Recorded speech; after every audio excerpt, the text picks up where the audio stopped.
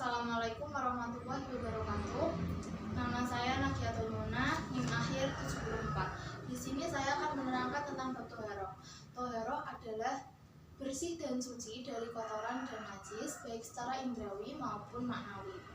Sedangkan secara istilah, toharo adalah menghilangkan kotoran, najis, dan hadas dari tubuh yang dapat menyebabkan tidak sahnya ibadah dengan menggunakan air atau tanah yang suci. Jenis-jenis air yang digunakan untuk bersuci antara lain air sumur, air hujan, air laut, air sungai, air embun, air salju, dan air dari mata air. Ada 4 macam air. Yang pertama ada air mutlak. Air mutlak adalah air suci lagi mensucikan, tidak makruh digunakan untuk bersuci. Contohnya air sirup dan air susu. Yang kedua ada air musammas. Air musammas adalah air suci yang mensucikan, tetapi makruh digunakan untuk bersuci. Contohnya seperti air yang secara sengaja maupun tidak sengaja diletakkan di bawah sinar matahari yang dapat menyebabkan air tersebut menjadi panas. Yang ketiga ada air mustakmal. Air mustakmal adalah air suci yang tidak mensucikan, tidak boleh digunakan untuk bersuci. Contohnya seperti air yang telah digunakan untuk bersuci atau untuk berwudu, untuk menghilangkan hadas, itu tidak boleh digunakan untuk bersuci. Yang keempat ada air mutanajis. Air mutanajis adalah air yang tidak dapat mensucikan dan tidak dapat digunakan untuk bersuci. Contohnya seperti air yang telah berubah sifat aslinya seperti warna, bau, maupun berubah rasanya. Selanjutnya ada najis. Najis secara bahasa artinya kotoran, sedangkan najis secara istilah artinya perkara kotor yang dapat mencegah sahnya ibadah. Selanjutnya ada macam-macam najis. Macam-macam najis ada 3. Yang pertama, najis mukhafafah. Najis mukhafafah adalah najis ringan.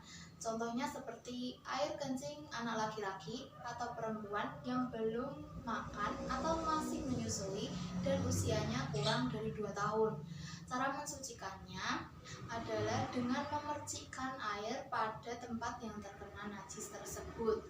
Yang kedua, ada najis mutawasitoh. Najis mutawasitoh adalah najis yang sedang. Najis sedang ini contohnya seperti air kencing orang dewasa, tinja manusia, darah, nanah, muntah, dan lain-lain. Cara mensucikannya ada 3. Yang pertama, apabila najis berada pada permukaan tanah atau lantai, maka cara mensucikannya adalah mengguyur atau menyiram tempat yang terkena najis sebanyak 1 kali hingga najisnya itu lenyap. Yang kedua, apabila najis terdapat pada selain permukaan tanah dan lantai, terletak seperti di kain atau pakaian, maka cara mensucikannya adalah menghilangkannya sampai hilang warna, rasa, dan baunya. Yang ketiga, apabila najis terletak pada alas kaki atau pakaian bawah, maka mensucikannya dengan menyeret atau mengusapkan pada tanah. Selanjutnya macam najis yang ketiga yaitu najis mughaladoh atau najis berat.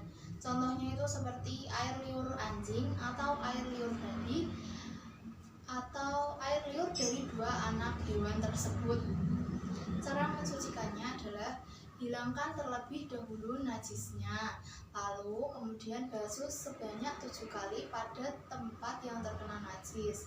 Dan basuhan pertama menggunakan tanahnya adalah wudu. Wudu adalah salah satu cara mensucikan anggota tubuh dengan membasuh anggota tubuh tertentu dengan air yang dilakukan dengan cara dan maksud tertentu. Ada yang pertama ada rukun wudhu. Rukun wudhu yang pertama adalah niat ketika membasuh muka. Niatnya adalah nawaitul wudhu'a li raf'il hadasil asghari fardhan lillahi ta'ala. Yang kedua, membasuh muka. Selanjutnya, membasuh kedua tangan sampai siku. Yang keempat, mengusap sebagian kepala. Yang kelima, membasuh kedua kaki sampai mata kaki. Yang terakhir adalah tertib, di mana rukun wudhu harus dilakukan secara urut. Yang kedua ada sunnah wudhu. Ada beberapa sunnah wudhu. Yang pertama, menghadap kiblat. Yang kedua, bersiwak. Yang ketiga, membaca basmalah. Yang keempat, melafalkan niat. Yang kelima, membasuh kedua telapak tangan. Yang keenam, berkumur. Yang ketujuh, beristinsya. Yang kedelapan, membasuh seluruh kepala. Yang kesembilan, membasuh kedua telinga. Yang terakhir, membasuh jenggot dan jari-jari. Diusahakan membasuh bagian kanan terlebih dahulu.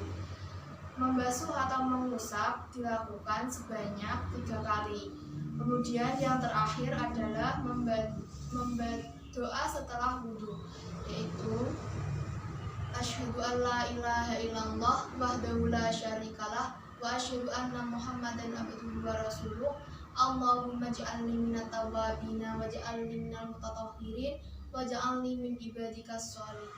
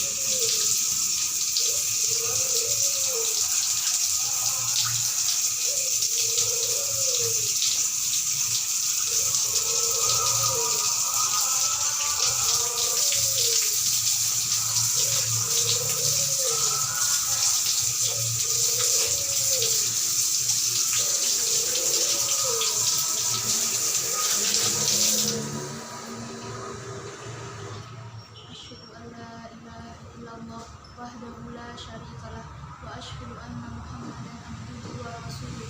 Allahumma ja'alni minat tawwabina wa ja'alni minal mutatahhirin wa ja'alni min ibadikas sholihin. Terakhir, hal-hal yang membatalkan wudhu, yaitu sesuatu yang keluar dari kemaluan seperti haid, air mani, kencing ataupun cairan lainnya yang dapat membatalkan wudhu. Bersentuhan antara perempuan dan laki-laki yang bukan mahramnya, dan hilang akal sebab gila, mabuk, tidur nyenyak ataupun pingsan. Selanjutnya menyentuh kemaluan dengan telapak tangan tanpa adanya suatu penghalang. Sekian dari saya, mohon maaf bila ada kesalahan. Assalamualaikum warahmatullahi wabarakatuh.